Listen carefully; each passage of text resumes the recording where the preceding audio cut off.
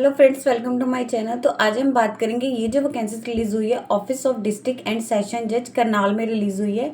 यहाँ पे इन्होंने बता रखी है क्लर्क की पोस्ट है, एडहॉक बेसिस पर रिलीज हुई है। एप्लीकेशन मेरिट जो भी एलिजिबल कैंडिडेट है जो इसके एलिजिबिलिटी क्राइटेरिया को मीट करते हैं, जैसे एजुकेशनल क्वालिफिकेशन होगी, जो इसका एक्सपीरियंस है, इन्होंने अगर मांगा हुआ एज वगैरह, तो वो जो है यहाँ पे क्लर्क की पोस्ट के लिए अप्लाई कर सकते हैं। ये जो वैकेंसीज रहेगी 6 मंथ के लिए, या फिर जब तक इस पर रेगुलर भर्ती नहीं हो जाती तब तक ये जो है वैकेंसीज रहेगी।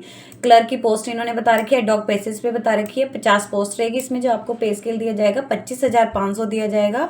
एंड यहाँ पे इसकी ब्रेकेज बता रखी है, जैसे जनरल कैटेगरी की 24 है, एससी कैटेगरी की 8 है, बीसीए कैटेगरी की 5 है, बीसीबी कैटेगरी की 4 है, जो पीडब्ल्यूडी में जो ब्लाइंड या फिर लो विजन के उसकी 1 है, जो deaf and hard of hearing के उसकी 1 है, ईएसएम की इन्होंने बता रखी है।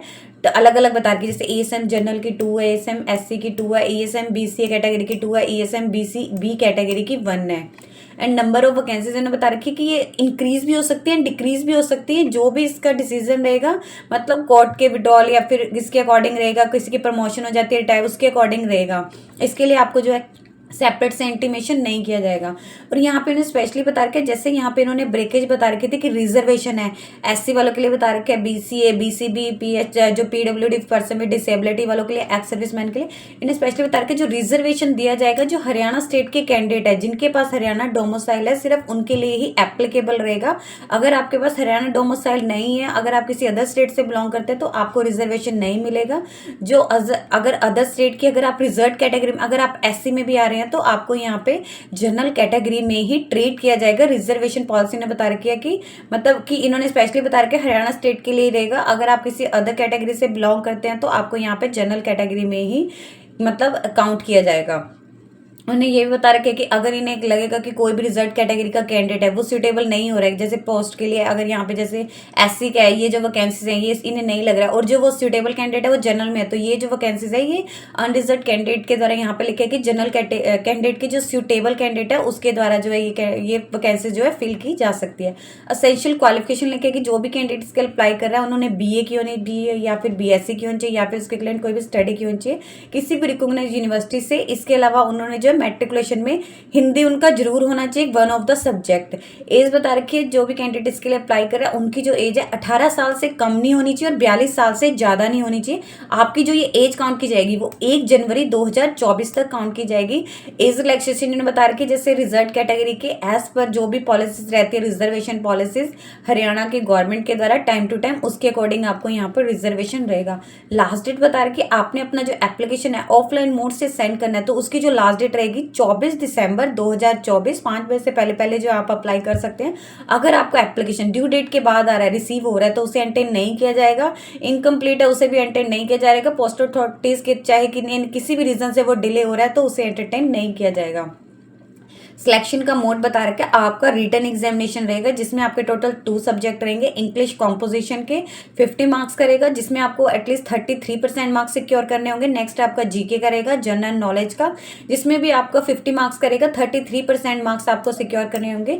और ओवरऑल आपको जो दोनों सब्जेक्ट हैं उसमें आपको 40% मार्क्स सिक्योर करने होंगे अपने रिटन एग्जामिनेशन में, तभी आप जो है नेक्स्ट उसके लिए एप्लीकेबल रहेंगे। देन आपकी कंप्यूटर में प्रोफिशिएंसी चेक की जाएगी, कंप्यूटर के ऑपरेशन में वर्ड या स्प्रेडशीट का आपको कितनी है। देन आपका जो है इसके अलावा कैंडिडेट को जो है कंप्यूटर टाइपिंग टेस्ट क्वालिफाई करना होगा, जिसमें उनकी जो टाइपिंग स्पीड है वो 30 वर्ड पर मिनट होनी चाहिए। एग्जामिनेशन का जो डेट, प्लेस एंड टाइमिंग यहाँ पे ने बता रखे, इसकी जो ऑफिशियली वेबसाइट है डिस्ट्रिक्ट कोर्ट करनाल की, इसकी ऑफिशियली वेबसाइट पे उसे अपलोड कर दिया जाएगा। आपको कोई भी सेपरेट से कॉल लेटर या फिर इंफॉर्मेशन या कुछ भी असेंटेन नहीं किया जाएगा। कैंडिडेट की रिस्पॉन्सिबिलिटी रहेगी कि वो जो इसकी ऑफिशियली वेबसाइट है उसे लगातार चेक करते रहे। जब भी आपने अपना एप्लीकेशन फॉर्म सबमिट कर दिया है उसके बाद उसकी ऑफिशियली वेबसाइट पे लिस्ट आनी शुरू हो जाती है कि कौन एक्सेप्ट है, किसका एप्लीकेशन रिजेक्ट है, रीजन वगैरह, तो वहां पे आपने जो इसकी मतलब चेक करते रहना है कि क्या रहेगी उस पर। और जो भी कैंडिडेट यहाँ पे क्लर्क की पोस्ट के लिए अप्लाई करना चाहता है उन्होंने एक प्लेन पेपर पे आप किस भी पोस्ट के लिए अप्लाई करें, पोस्ट का नाम मेंशन करके अपनी जो जानकारी है, जैसे अपनी पर्सनल इन्फॉर्मेशन है वो आपने वहाँ लिख देनी है, पासपोर्ट साइज कलर फोटोग्राफ कर देनी है, अपनी जो पर्टिकुलर इन्फॉर्मेशन है जैसे name, father name, mother name and date of birth, gender, educational qualification, experience, permanent address, present postal address, nationality, contact, ये सारी आपने लिख देनी है। इसके अलावा आपने इसके साथ साथ एक अपना 1 self address envelope with proper postal का स्टैम्प वो भी आपने जो इसके साथ अटैच करना है और वो आपने इस एड्रेस पे सेंड कर देना है, office of district and session जज judicial court complex sector 12 Karnal. इस एड्रेस पे आपने अपना जो एप्लीकेशन फॉर्म है वो सेंड कर देना है। ये रहा इसका, ये आपका एड्रेस रहेगा। लास्ट डेट जो दे रखी है यहाँ पे 24 दिसंबर 2024 5 बजे से पहले पहले आपने अपना एप्लीकेशन फॉर्म सेंड करना है। इसके साथ साथ जो आपके डॉक्यूमेंट रहेंगे वो तो आपने सेंड करने, इसके अलावा 1 सेल्फ एड्रेस एनवलप जो है वो भी आपने विद प्रॉपर पोस्टल स्टैम्प के साथ वो आपने इसके साथ अटैच करके सेंड करना है। एप्लीकेशन अगर आप ईमेल के थ्रू एक्सेप्ट करेंगे उसे एंटेन नहीं किया जाएगा। कैंडिडेट को जब भी अपने रिटन टेस्ट या इंटरव्यू या फिर किसी भी उसके लिए आना है, आपको अपना फोटो आइडेंटिटी प्रूफ जरूर लेके आना है। अगर आप नहीं लेके आते तो आपको टेस्ट में बैठने के लिए अलाउ नहीं किया जाएगा। एप्लीकेशन ड्यू डेट के बाद रिसीव हो रही है या फिर जो भी इसके रिक्वेस्टेड डॉक्यूमेंट है, लाइक अगर आपने यहाँ पे रिजल्ट कैटेगरी भरा हुआ है बट आप इसके साथ डॉक्यूमेंट अटैच नहीं कर रहे हैं तो उसे एंटेन नहीं किया जाएगा, सीधा रिजेक्ट कर दिया जाएगा एप्लीकेशन फॉर्म का। एंड यहाँ पे बता के अगर कोई भी कैंडिडेट किसी गवर्नमेंट डिपार्टमेंट में, सेमी गवर्नमेंट डिपार्टमेंट में, कॉर्पोरेशन या बोर्ड में वर्किंग है तो उन्होंने प्रॉपर चैनल के थ्रू अप्लाई करना है। और अगर आप PWD कैटेगरी में आते while apply for result category का तो आपने अपनी कैटेगरी जरूर मैंशन करनी है। और अगर आप कैंडिडेट जो रिजल्ट कैटेगरी में आ रहा है लाइक BCA, BCB या फिर SC, तो आपने अपनी कास्ट सर्टिफिकेट का जो इसके साथ अटेस्टेड फोटो है वो जरूर सेंड करनी है, तभी आपको मतलब इसका बेनिफिट वगैरह मिलेगा।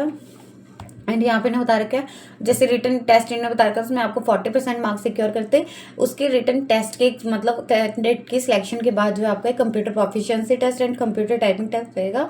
जब आपको अपने ओरिजिनल डॉक्यूमेंट लेके आने होंगे, कोई भी आपको TADA नहीं दिया जाएगा अगर आप इसके रिटन टेस्ट या फिर कंप्यूटर प्रोफिशिएंसी टेस्ट में मतलब अपीयर होने के लिए आते हैं। फॉर्मेट एप्लीकेशन का जो इसकी ऑफिशियली वेबसाइट से जाके आप डाउनलोड कर सकते हैं। यहाँ पे इन्होंने बता रखा है एंड लिखा है कि जो भी डिसीजन रहेगा सिलेक्शन कमेटी करेगा, किसका एप्लीकेशन फॉर्म एक्सेप्ट करना है, किसका रिजेक्ट करना है, क्या सुटेबिलिटी या फिर एलिजिबिलिटी या फिर सिलेक्शन का क्या मोड एंड क्राइटेरिया रहेगा। इनकम्प्लीट एप्लीकेशन है उससे सीधा रिजेक्ट कर दिया जाएगा। और यहाँ पे लिखे अगर वेरिफिकेशन के समय पर उन्हें कुछ भी ऐसा लगता है कि इसमें कुछ भी मिसमैच है तो उससे आपका जो कैंडिडेट है वो बिना किसी नोटिस के कैंसिल किया जा सकता है।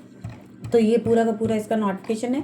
इसके नीचे इसका एप्लीकेशन फॉर्म दे रखा है, ये आपने यहाँ पे भरना है। यहाँ पे आपने अपनी पासपोर्ट साइज फोटो फिक्स कर देनी है। यहाँ पे कैंडिडेट का नेम आ जाएगा वो आपने कैपिटल लेटर में भरना है। यहाँ पे father name and husband name आ जाएगा। यहाँ डेट ऑफ बर्थ आ जाएगी, जेंडर आ जाएगा, मैरिटल स्टेटस मैरिड है या अनमेरिड है। यहाँ पे आपने इसके साथ इसका प्रूफ अटैच करना है। यहाँ पे आप प्रूफ अटैच कर सकते हैं। यहाँ पे परमानेंट एड्रेस आ जाएगा, यहाँ प्रेजेंट पोस्टल एड्रेस आ जाएगा, नेशनैलिटी आ जाएगी कौन सी है, contact number and email ID आ जाएगी, कैटेगरी आ जाएगी। अगर आप किसी रिजर्व कैटेगरी से बिलोंग करते हैं तो आपने इसके साथ इसका प्रूफ जरूर अटैच करना है। बट अगर आप डिसेबिलिटी या पर्सन में डिसेबल तो आपने इसमें आता है तो आपने इसका प्रूफ भी अटैच करना है। एजुकेशनल क्वालिफिकेशन यहाँ पे आपने 10th लिख देनी, कितने % मार्क्स थे, कौन से ईयर में पास किए, कौन से बोर्ड से कौन से सब्जेक्ट थे। यहाँ पे +2 के जाएंगे, यहाँ BA BSc जो भी कर रखी है वो आ जाएगी। और ये भी आपने इसके साथ इसके प्रूफ अटैच करने हैं।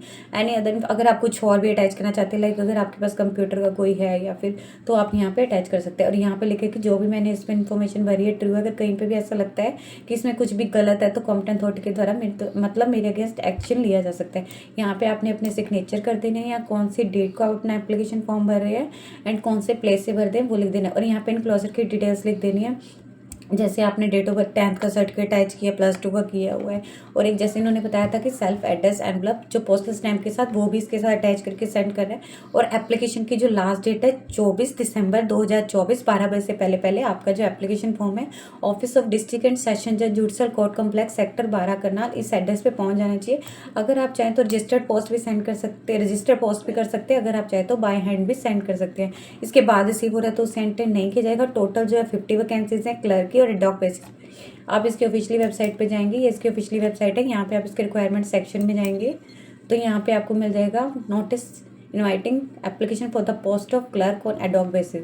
तो आप यहाँ पे क्लिक करेंगे, यहाँ पे सारी की सारी रिलीज हो जाएगी। यहीं से आपको जो है इसका एप्लीकेशन फॉर्म भी मिल जाएगा। यदि आपको इससे रिलेटेड और अधिक जानकारी चाहिए तो आप इसकी ऑफिशियल वेबसाइट पर जाकर चेक कर सकते हैं, जिसका लिंक मैं आपको डिस्क्रिप्शन बॉक्स में डाल दूंगी। यदि आपकी इस वीडियो से रिलेटेड कोई भी क्वेरी है तो आप हमें कमेंट सेक्शन में लिख के बता सकते हैं। वीडियो अच्छी लगी हो तो प्लीज लाइक एंड शेयर। इस तरह के इन्फॉर्मेटिव वीडियोज को देखने के लिए आप हमारे यूट्यूब चैनल को सब्सक्राइब कीजिए।